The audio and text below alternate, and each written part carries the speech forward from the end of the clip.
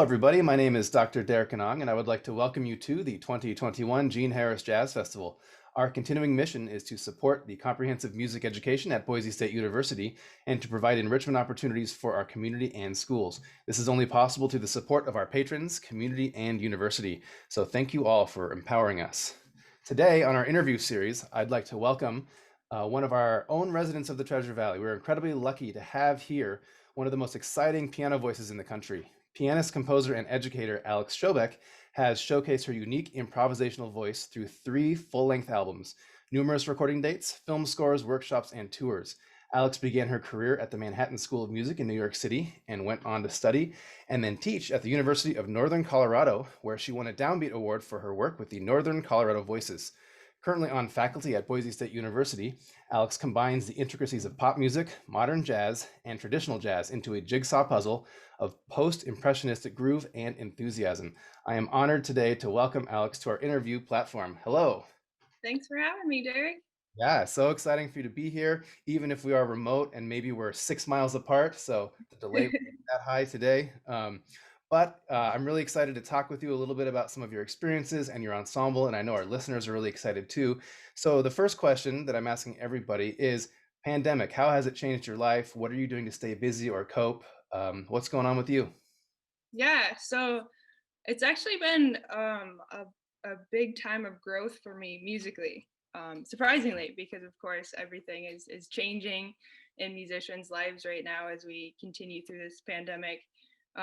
One thing that's really changed for me is I've had this is the first time in my life I've had like a big amount of time to teach music, which I mean I taught at colleges and whatnot, but right now I've been really be able to focus on private lesson teaching and just singling in on certain students and working with them, which has really been a great experience.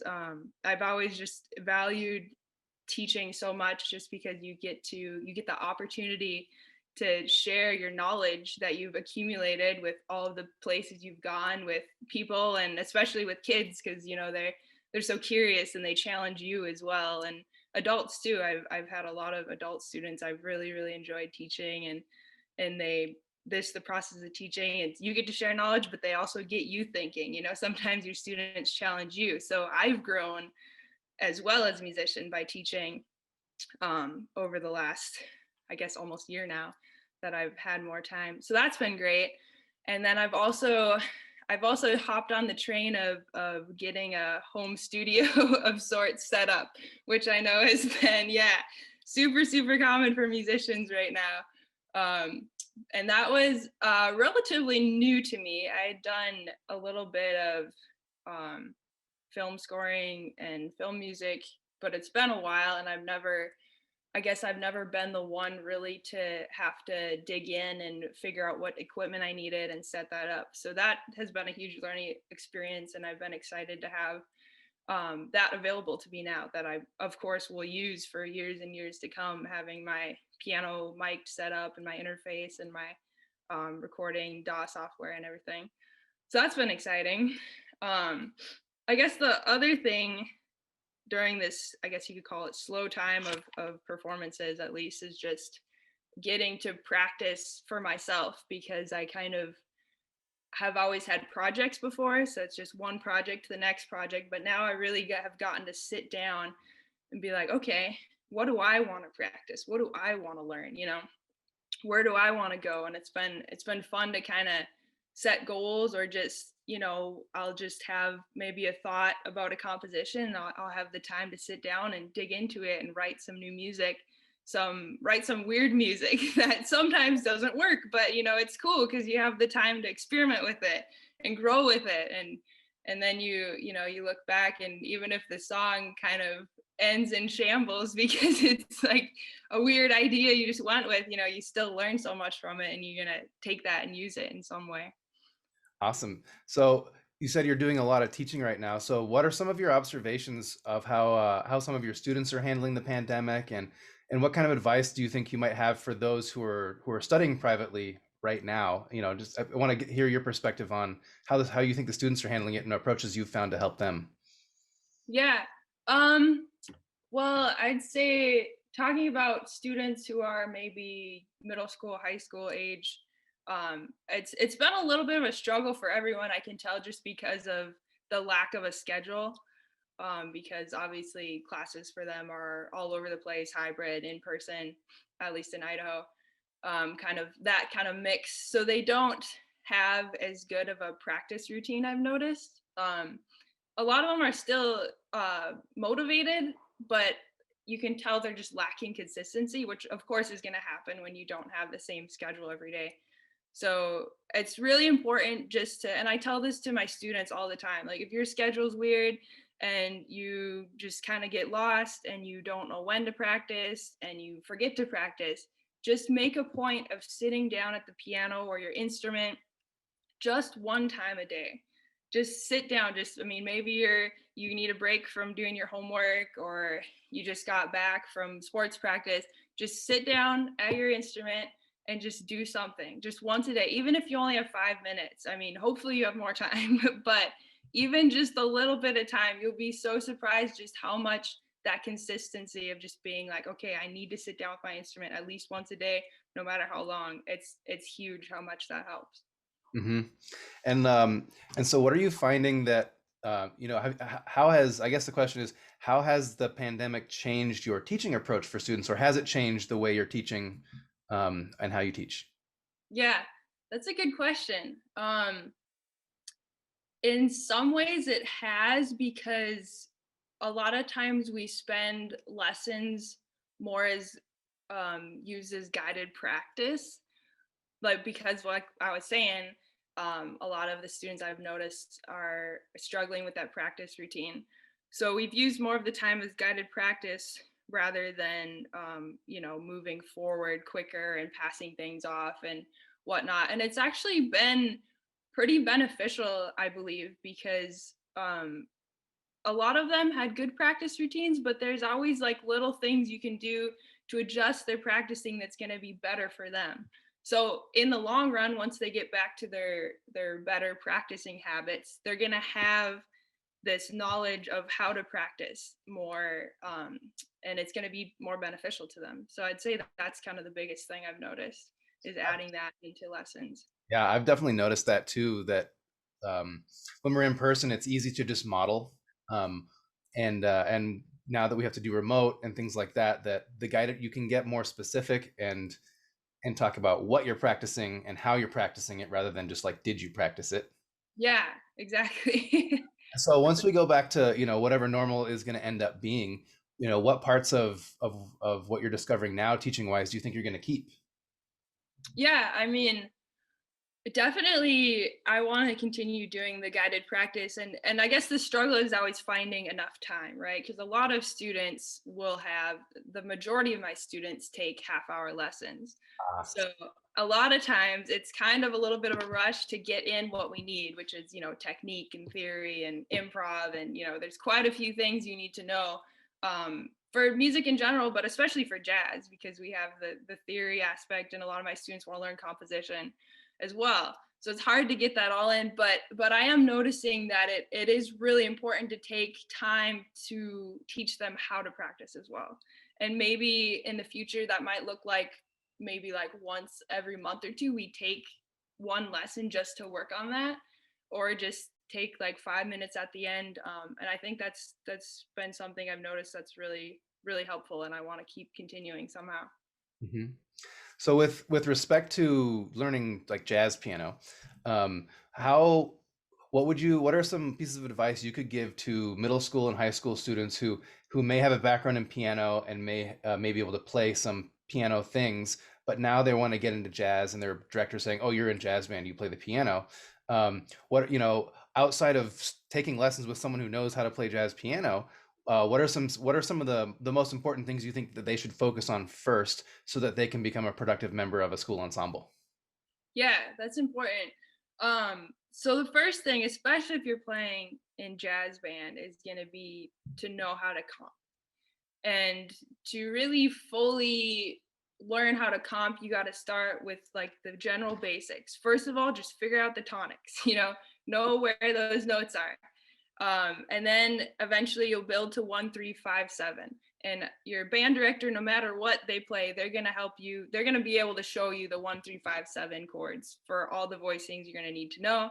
Of course, there's Google as well. That's something you can easily Google or look up on YouTube, if you don't have a teacher and can find that. And that is, you can do a lot just with that. Just with knowing 1 3 5 7 voicings with all the chord qualities, you're gonna be able to start playing in big band.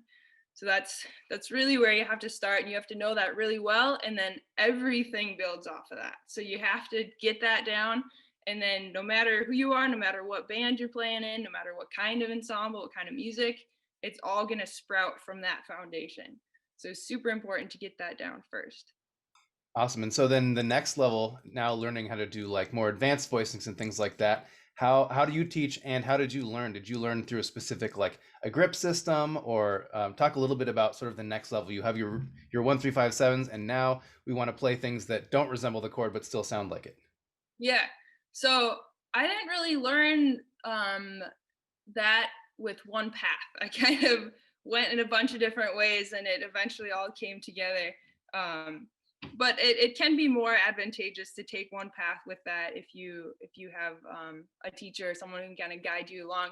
But on piano, there are 4 note rootless voicings, so they don't have that tonic in them, that are used universally. So there is ones that you can start memorizing, that are, super common, that you're going to hear all over recordings of the jazz greats, that are going to be used. A lot of them, they're mostly going to all use the third and seventh, because you need those two to define the chord. And then a lot of them will plug in things like the fifth or the sixth or the 13th if it's dominant, or the ninth chord. So you're starting to add in, sorry, not the ninth chord, the ninth tone. So you're starting to add in some colors, that you wouldn't otherwise hear. A lot of times I hear people kind of referring to it as like a vanilla chord. It's not very colorful. That's 1 3 5 7, works great, doesn't have too much color. When you want to start adding in the colors, then you take away the root. A lot of times you'll take away the fifth because that's not very colorful. So you'll have the third and seventh, and you'll start adding in some extensions. If you're working with like altered chords, which are usually dominant, then you can start adding in like sharp 11s and sharp 9s and all that good stuff. So really, to be able to start working with these voicings, even the universal ones that, again, you can look up and memorize, which is always good to do, you have to know all of your chord tones and all of your scale degrees and all of your extensions. So a great thing to do is to play through all the extensions on each of the chord qualities. So like major, you'd have 9, 11, a lot of times sharp 11 instead of 11, and then 13, and then you do that through all the different chord qualities: dominant, minor, minor 7 flat 5, diminished, etc. Awesome. So, and I'm sure that you might be talking about more of this in another session. I know we have at least 2 guest artists at the festival this year that are talking about different approaches to voicings. One is going to be talking about the grip system, which is the University of Miami thing, and the other will be talking about something else that I don't have much experience with because I went to University of Miami. Anyways, but so that's all fascinating, and this is a really good segue into talking a little bit about your experience at the Manhattan School of Music, and sort of maybe leading up to it, what drove you to go there? And then once you were there, what was it like studying in a conservatory? Yeah. So it's kind of an interesting journey for myself, because I didn't know many professional musicians growing up at all. So it's a little bit like trying to, walk with my eyes closed and figure out my path and how to do it. And it's just such a huge thing if you don't know anybody that's gone through the process to try to figure out what's best and where to go, what even, what schools are good. I hadn't heard about MSM until probably the last half of my high school experience. But I had some teachers, and I had some people that weren't necessarily consistent teachers, but people that I would take lessons from off and on. And they kind of would guide me and say, check out these places, check out these schools. And slowly I started, learning this stuff that some people probably already knew tons about, if they had a parent or a relative or a friend that was an older friend, I guess, that was in that scene. But I slowly learned about the different schools, about the scenes in different places, and some of my teachers advised me to audition at some places out east because I mean that's people think of New York when they think of jazz, kind of the main scene or one of the main scenes. So I ended up auditioning at MSM, and I had a great experience auditioning and got to meet some of the teachers, and yeah, I luckily got accepted and was super excited. Can you elaborate a little more on what your audition was like when you went there? Yeah, yeah, that's a good question. As like most schools, they give you your repertoire that you need to play, um, and then it was in. I remember the audition was in like an auditorium, which was kind of interesting, and they had like a panel because they have quite a few jazz piano teachers there. Most of them were there sitting at like it was kind of like an audition for like a festival or something, where you're playing on the stage and they're all there in the audience taking notes. So I played my tunes, and then they have the bassist and drummer, obviously, that plays with you, which is always a cool experience, which you can't appreciate as much as you'd like to at the moment because you're a little nervous about your audition, especially when you just graduated high school. Um, but that was cool. And then I remember one of the teachers would come up and set music in front of you. And I think it was mostly reading chord changes. So playing voicings, they wanted to see what kind of voicings you could play and how quickly you could come up with those voicings based on the chord changes. The biggest part of it was sight reading and then playing the repertoire they had you prepare ahead of time. Did you have to take the theory test too when you auditioned? Uh, Maybe it was different for pianists. I remember my audition, there was like this theory test and oh yeah. I don't, let's see. I don't think so. I can't quite remember. I know that we had like placement tests, but I think they happened after we were accepted into the school. they probably could assess your theory based on your piano playing. Yeah, maybe I was that was a little trumpet player, right? part of it. Yeah. Well, continue that. Talk about your experience now that or actually, what made you decide to go after you got accepted, and then what was your experience like being there? Yeah. So I mean, I knew that these schools were hard to get into, so I was thrilled to have gotten the go ahead to go there. And I had again some mentors or teachers or even, like I said, people I didn't even know that well, but were helpful to me in on this journey. And they all said, man, if you got in, you should really try to go because you're going to learn so much there, and you're going to learn so much just being in New York, and you're just going to be around just surrounded by people just so much better than you. You're going to learn so much. So I mean, that's really what inspired me to making the final decision of going out there. And it definitely was what they said. You arrive as a 18-year-old freshman, and you're with undergrads, you're with master's students, and then of course these teachers that are world touring musicians, and it's overwhelming in the best way possible. And you feel like you know nothing. You feel like you're like, why am I here? I have no idea what I'm doing. But slowly, day by day of like getting your butt kicked a little bit, you slowly just like the information, you just absorb it and you learn. Man, just the best way to learn is just by being overwhelmed and feeling like you know nothing, honestly. It really is. So, what was like a day like in, like, let's say like your freshman sophomore year? What was a typical day in the week like for you? Yeah. So MSM didn't, I would say, compared to who people I've talked to at other schools, we didn't have a ton of class time.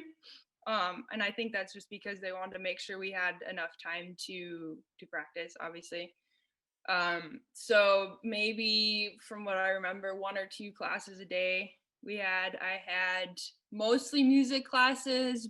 It was nice being at a conservatory because we didn't have any gen eds. So that freed up a lot of time for either extra music classes or extra practicing.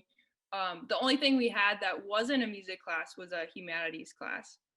that we had to take a lecture and then a regular classroom class. So yeah, it was, I really tried to schedule out my days though still to have a good practice routine. So I'd usually have maybe like one class in the morning, and then they had practice rooms we had to book, so we'd kind of have to plan ahead. So then I'd, go practice for a couple hours, and then I'd have a class in the afternoon and then practice again. And I kind of always, it's kind of funny looking back because I was friends with quite a few classical musicians because that's who I lived by in the dorms.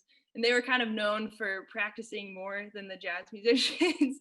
They like, spent the whole night in the practice rooms. But I remember always having a little bit of a competition on like who would practice the most each day, which is kind of funny looking back, but like really helpful probably to have, people pushing you. I mean, I guess that's what's great by going into music in college is you're around people who push you to do better and practice more and work harder, and but in a fun, inspiring way. Hmm. Yeah. So this actually now is a good segue again to what would you, if you could go back in time and give yourself some advice as a freshman walking into MSM, what would you tell yourself? Yeah, that's a good one. I would definitely tell myself that you don't need to know everything, because I remember being a freshman and I remember avoiding some things because I felt like I didn't know enough yet. I remember avoiding some master classes because they would have the students play, and I felt like, oh, I don't have all the jazz standards memorized yet, and they're gonna call one I don't know, and then they're gonna get upset, that whole thing.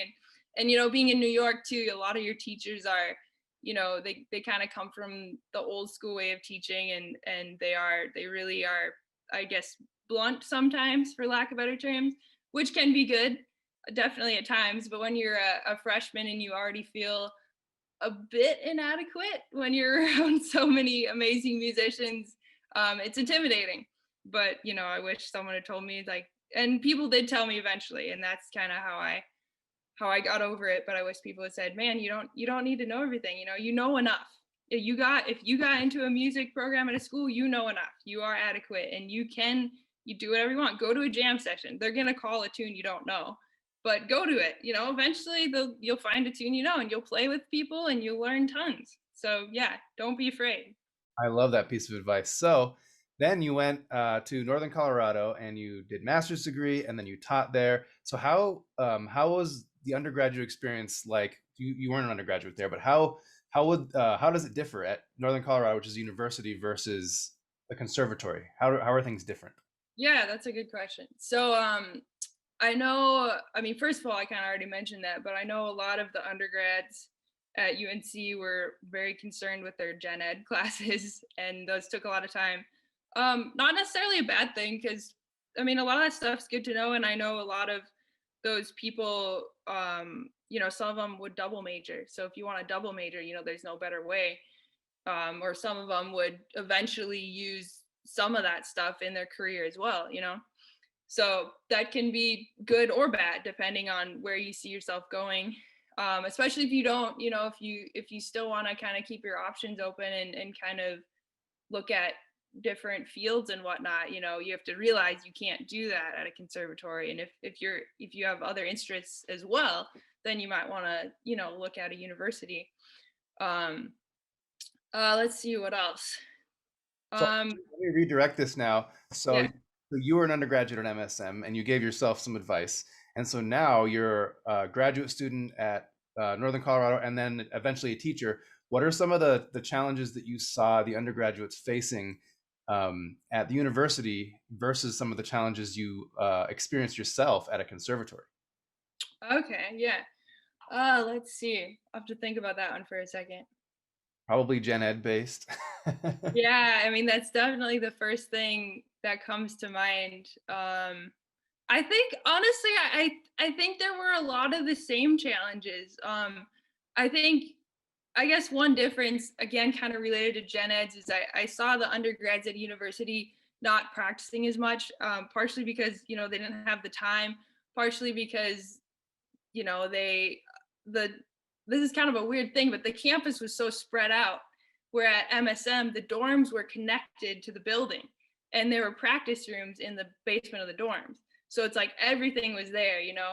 So That's it was so easy to at 11 p.m. go downstairs and practice for a few hours. Where like, you know, at a university they live clear across campus, they don't have a car, so it's a little bit more of a challenge in that way to practice. So there were like a few things, you know, going against them that made that kind of a little bit more difficult. But I did see a lot of similar challenges. You know, I saw students kind of being shy with playing with people, especially when UNC has like a very big master's program. I feel like some of the students, the undergrads, would be a little bit intimidated, kind of like as I was as a freshman, to really like get out there and play and start doing stuff. mhm. So that's kind of universal. I've been noticing. So what did you teach at UNC? Yeah, so I taught a few combos while I was there, and I substitute taught a big band and conducted at one of the concerts, and I helped with the jazz choirs.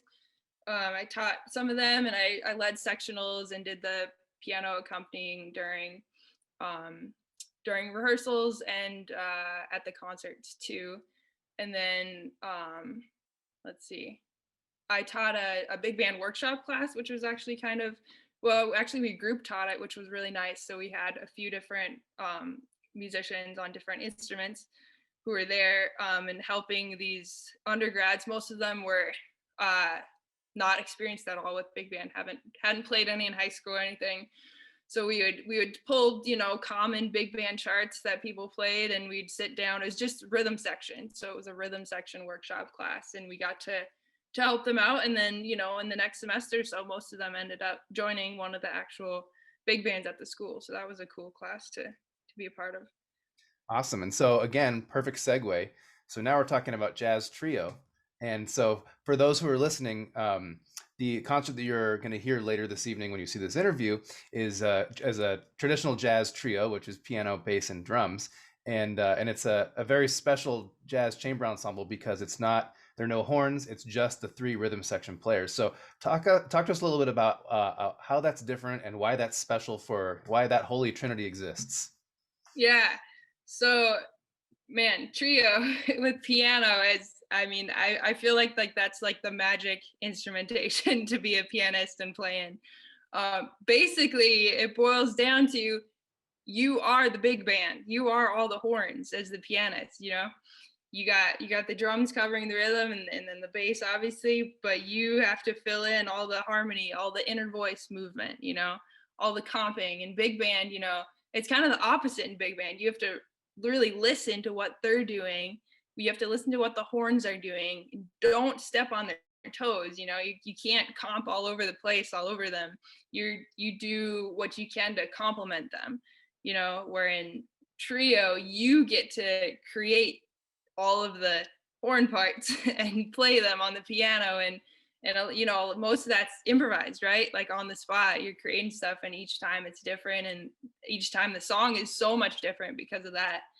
And you have a lot more freedom, which is, I mean, that's how it works with the smaller band you get, right? If you're playing solo piano, you can basically do whatever you want. You can go wherever you want. You can add an intro here, an interlude there. You can start vamping whenever you feel like it.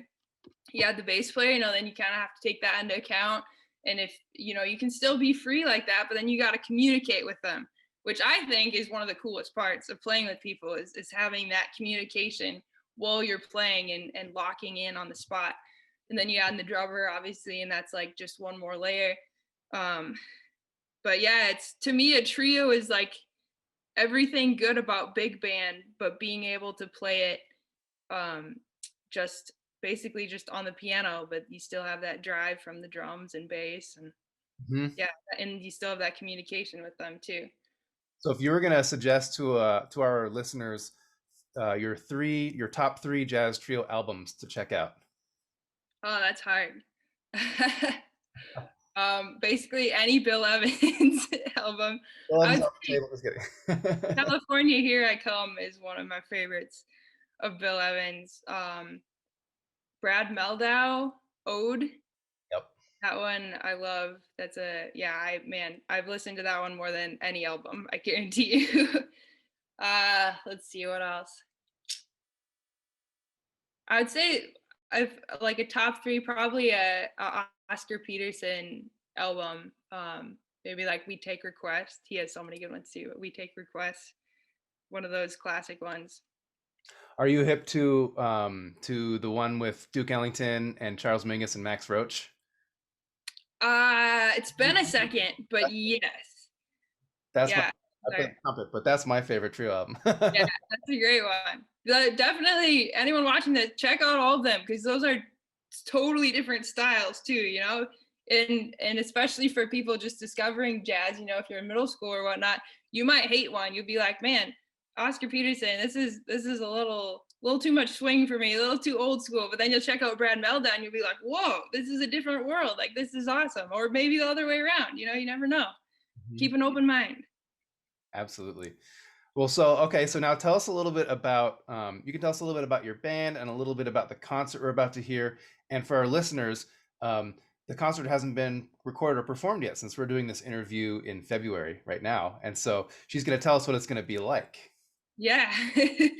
Sneak preview. So my trio consists of David Baker on bass and Gabriel Mangione on drums. Um, Super looking forward to playing with them again. It's been a second since this pandemic, of course. So David Baker, he's originally from Atlanta, Georgia, actually. So you'll probably hear a little blues influence sneaking into his playing, even if we're playing some modern music, which is always cool. You can hear that with Brad Meldau too. Kind of funny. And he's actually now located in Utah, not too far away from us here in Idaho. He just got a job as the director of jazz and contemporary music at Utah Valley University. So it's kind of nice to have him in driving distance again. And Gabriel Mangione, he's based out of Colorado right now. So at least out here, out west as well. Um, yeah, so we're gonna be playing. We put together a set list of all originals, which I'm pretty excited to do because it's been a second since I've done a show of just original music. So I've had, like I was saying before, a lot of extra time to be creative and write music the last year. So yeah, we put together some of those songs. We got a song from one from David and one from Gabe as well, which I think is really cool because all of our originals kind of end up in the modern jazz zone, but they each have a lot of different influences. I'd say Gabe's one of his main influence, he'd probably tell you too, is Ari Honig. So you'll hear some of that in his music, and David's also a singer-songwriter, so a lot of those chords and chord progressions kind of sneak into his jazz compositions too. So it really has a distinct style. But yeah, it's gonna be great. I'm excited.